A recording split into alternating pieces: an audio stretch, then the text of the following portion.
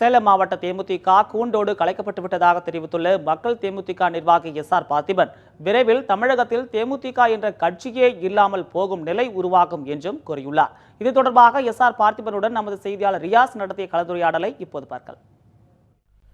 சேலம் மாவட்டத்தில் இருக்கிற தேமுதிக நிர்வாகிகள் சுமார் 15 பேர் வரும் 17ஆம் தேதி திமுக இணைய போயிருப்பதாக அதாவது மக்கள் தேமுதிக நிர்வாகி எஸ்.ஆர். பார்த்திபன் அவர்கள் தெரிவிச்சிருக்காரு. மேலும் இது குறித்து கூடுதல் தகவல்கள் அவரிடம் கேட்போம். சார் வணக்கம். இப்போ சேலம் மாவட்டத்தில் இருக்கிற எவ்வளோ நிர்வாகிகள் இப்போ திமுக இணைய போகிறாங்க, அதை பற்றி தகவல் சொல்லுங்கள்.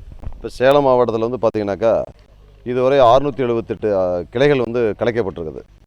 பேரூராட்சி, நகராட்சி, மாநகராட்சி வார்டுகள் அத்தனையும் கலைக்கப்பட்டு திமுகவில் இணைய நிலை வருகின்ற 14ஆம் தேதி இணைப்பு நடக்குது.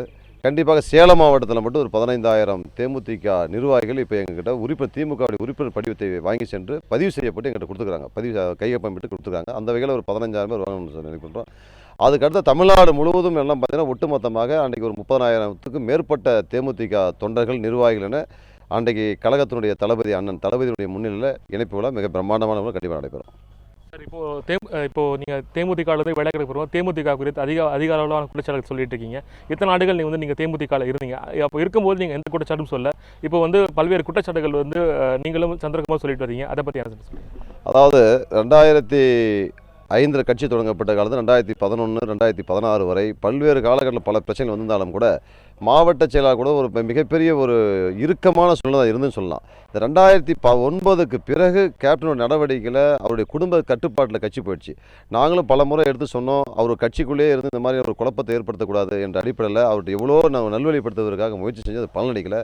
முழுக்க விஜயகாந்த் அவர்கள் முழுமையாக அவருடைய மனைவி பிரேமலதா அவருடைய குடும்பத்துடைய கட்டுப்பாட்டில் போயிட்டார். கட்சியினுடைய செயல்பாடுகள் எல்லாம் முடங்கி போனது விளைவு தான் இந்த 2016 சுய லாபத்திற்காக எடுக்கப்பட்ட முடிவின் காரணமாக தேமுதிக என்ற ஒரு இயக்கமே தமிழ்நாட்டில் செயல்படாத போய் முடங்கி போய் கிடக்கின்ற சூழ்நிலை உருவாக்கப்பட்டது. இன்றைக்கு முழுமையாக விஜயகாந்தனுடைய கட்டுப்பாட்டில் கட்சியில் விஜயகாந்த் பிரேமலதா கட்டுப்பாட்டில் இருக்கிறதால இந்த கட்சி தொண்டர்களோ மற்ற நிர்வாகிகளோ சந்திக்க முடியாத சூழல் இன்றைக்கு அந்த அலுவலகம் பூட்டி கிடக்குது. இப்போ தேமுதிக அறக்கட்டளை மூலமாக பல்வேறு பணங்கள் மோசடி செய்யப்பட்டதாக குற்றச்சாட்டு சொல்லியிருந்தீங்க. எவ்வளோ பணம் மோசடி பண்ணியிருக்காங்க, இது என்ன பண்ண போறீங்க நீங்க? அதாவது இந்த டிஎம்டிகே ட்ரஸ்ட்டை பொறுத்தவரை ஒரு 7-8 பேர் கட்சி நிர்வாகிகள்லாம் பெயர் முறையாக பதிவு செய்யப்பட்டு நம்பினோம் நாங்கள். அதனால அவங்க பெருசாக நாங்கள் கண்டுக்கல. இப்போ அவர் கூட நெருக்கமாக இருக்கக்கூடிய நண்பர்கள் தபால் மூலமாக எங்களெல்லாம் தபால் போட்டு இந்த மாதிரி ஊழல்களை விஜயகாந்த் ஒவ்வொரு காலகட்டத்திலையும் இவ்வளோ பணங்களை கையாடல் செஞ்சிருக்கிறாரு. சுமார் 500 கோடி ரூபாய் டிஎம்டிகே ட்ரஸ்ட் மூலமாக ஒரு ட்ரஸ்டியாக இருந்து கொண்டு மோசடியில் ஈடுபட்டிருக்கிறார்.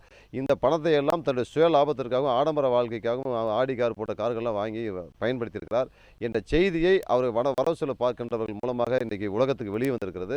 ஆகவே இது சம்பந்தமாக கடந்த 1 மாத காலமாக நாங்கள் விஜயகாந்திற்கு பத்திரிகை செய்தி ஊடகங்கள் வாயிலாக ஏன் இதற்கு முழுமையாக ஒரு வெள்ளை அறிக்கை வெளியிடக்கூடாது, உங்கள் மேலே 500 கோடி குற்றச்சாட்டு சுமத்தப்பட்டிருக்கிறது, இது வெள்ளை அறிக்கை வெளியிட வேண்டும் என்று சொன்னோம்.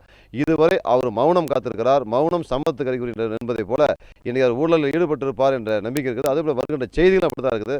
ஆகவே இது சம்பந்தமாக தான் மூத்த வழக்கறிஞர்களை தொடர்பு கொண்டு அவர்கள் பேசுகின்ற போது இது சம்பந்தமாக அடுத்த மாதத்தில் ஒரு பொதுநல வழக்கு பணம் கொடுத்தவர்கள் அதை பெனிஃபிஷரி இவங்கெல்லாம் ஒருங்கிணைந்து ஒரு வழக்கு கண்டிப்பாக தொடரப்படும் என்று சொல்லிக்கிறோம்.